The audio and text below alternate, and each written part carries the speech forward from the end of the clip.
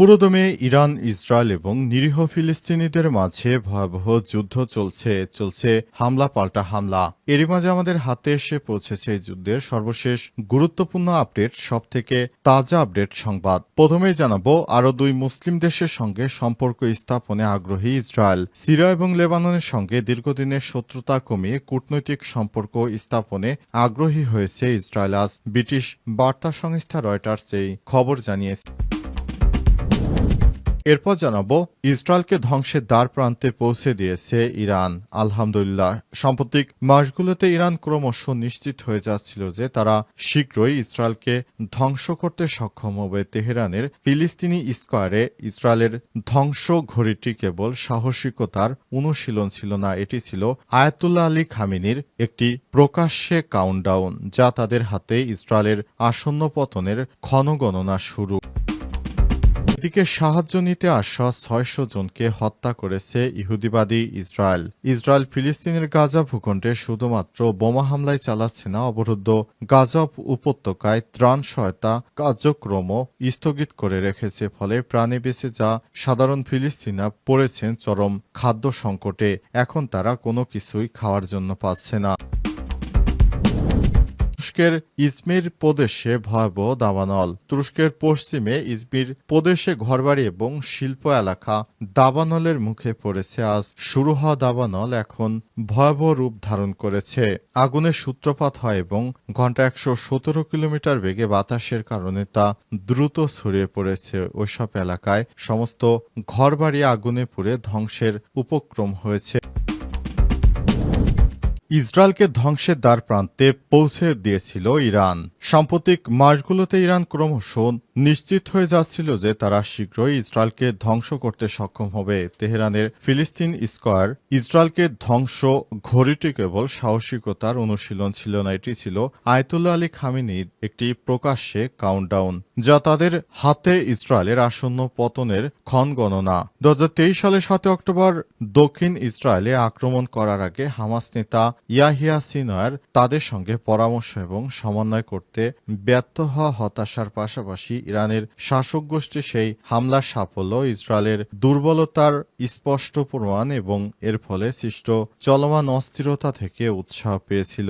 সাম্প্রতিক মাসগুলিতে ইসরায়েলের রাজনৈতিক নেতাদের, সামরিক ও নিরাপত্তা প্রধানরা বিচক্ষণতার সাথে বলেছিলেন যে ইসরায়েলকে ইরানের বিরুদ্ধে যুদ্ধে যেতে হবে, বিশেষ করে জুন মাসে, এবং অবশ্যই এর খুব বেশি পরে নয়, ২০২৫ সালের শেষ অনেক দেরি হয়ে যাবে। তারা পরামর্শ দিয়েছিলেন হামলা এখনই করতে হবে, নয়তো কখনোই নয়। ইরান পারমাণবিক অস্ত্র তৈরি থেকে কয়েক সপ্তাহ দূরে, মাত্র তাদের ব্যালিস্টিক ক্ষেপণাস্ত্র সক্ষমতা ইসরায়েলের জন্য একটি অস্তিত্বগত হুমকি হয়ে উঠেছিল। ইসরায়েলের রাজনৈতিক নেতৃত্ব তাদের কথা শুনছিল। এ বিষয়ে তারা মার্কিন প্রশাসনের সঙ্গে সমন্বয় করছিলেন। এরপরই ইসরায়েল ইরানের সঙ্গে যুদ্ধে জড়ায় এবং নিজেকে রক্ষা করে। আরও দুই মুসলিম দেশের সঙ্গে সম্পর্ক স্থাপনে আগ্রহী ইসরায়েল। সিরিয়া এবং লেবাননের সঙ্গে দীর্ঘদিনের শত্রুতা কমিয়ে কূটনৈতিক সম্পর্ক স্থাপনে আগ্রহী ইসরায়েল। সোমবার ব্রিটিশ বার্তা সংস্থা রয়টার্স এই খবর জানিয়েছে। প্রতিবেদনে বলা হয়েছে, জেরুজালেমে আয়োজিত এক সংবাদ সম্মেলনে দেশটির পররাষ্ট্রমন্ত্রী গিডিয়ন সার এই কথা নিশ্চিত করেছেন। ইসরায়েলের অত্যাবশ্যকীয় এবং নিরাপত্তাজনিত স্বার্থ বজায় রেখে শান্তি এবং স্বাভাবিকীকরণ অক্ষে নতুন দেশের অংশগ্রহণ দেখতে আমরা আগ্রহী। এজন্য সিরিয়া, লেবাননের মতো দেশের সঙ্গে আমরা কূটনৈতিক সম্পর্ক স্বাভাবিক করতে চাই, তবে গোলান মালভূমি আমাদের দখলেই থাকবে বলে ঘোষণা করেছে ইহুদিবাদীরা। এ বিষয়ে আপত্তি জানিয়ে সিরিয়ার এক জ্যেষ্ঠ কর্মকর্তা বলেছেন, গোলান মালভূমি আমাদের ভূখণ্ডের অবিচ্ছেদ্য অংশ, এখানে ছাড় দেওয়ার প্রশ্নই আসে না। ১৯৯৪ সালে জর্ডান এবং ১৯৭৯ সালে মিশরের পর ২০২০ সালে সংযুক্ত আরব আমিরাত, বাহরাইন এবং মরক্কো ইসরায়েলের সঙ্গে সম্পর্ক স্বাভাবিক করে, তবে এসব স্বীকৃতি আরব দুনিয়ায় ব্যাপক জনপ্রিয়তা পায়নি। ইহুদিবাদী ইসরায়েলকে কোনোভাবেই স্বীকৃতি দিচ্ছে না মুসলিম বিশ্ব, তবে কিছু কিছু কুচক্রী ইসলামী শাসক তাদেরকে স্বীকৃতি দিয়ে পুরো মুসলিম জাতির সঙ্গেই বেইমানি করেছে। সব বেইমানদেরকে কখনোই মুসলিম বিশ্ব ক্ষমা করবে না। এই বেইমানের সব থেকে শীর্ষ তালিকায় রয়েছে যে দেশটি, সেটি হচ্ছে তুরস্ক সহ আরও বেশ কয়েকটি প্রথম শ্রেণীর মুসলিম দেশ, যারা প্রকাশ্যে ইহুদিবাদী ইসরায়েলের বিরোধিতা করলেও তলে তলে তারাই কিন্তু প্রথম ইসরায়েলকে স্বীকৃতি দিয়েছে। এভাবে ইহুদিবাদী ইসরায়েলকে স্বীকৃতি দিয়ে তারা মুসলিম জাতির সঙ্গে কলঙ্ক করেছে।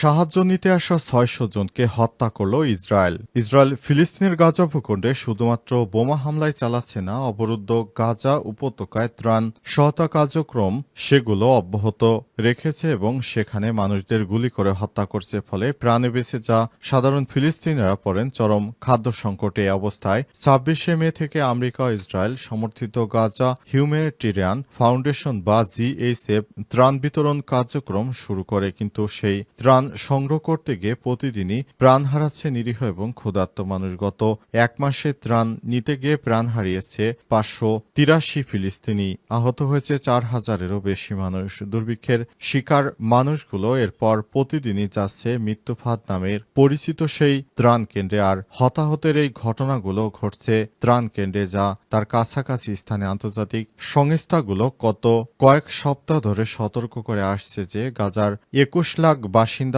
ভয়াবহ খাদ্য সংকটের মুখোমুখি হচ্ছে, কারণ এ অঞ্চলে খাবার, বিশুদ্ধ পানি সহ প্রয়োজনীয় সামগ্রীর সরবরাহ নেই বললেই চলে।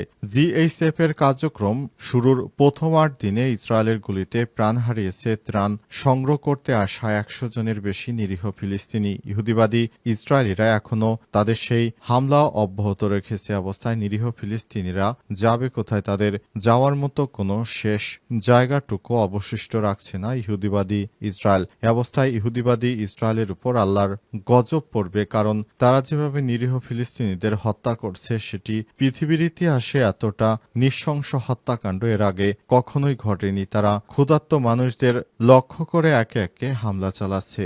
এই হামলা এমন কষ্টদায়ক হামলা যে পুরো ফিলিস্তিনবাসী না খেয়ে গুলি খেয়ে তারপর মারা যাচ্ছে।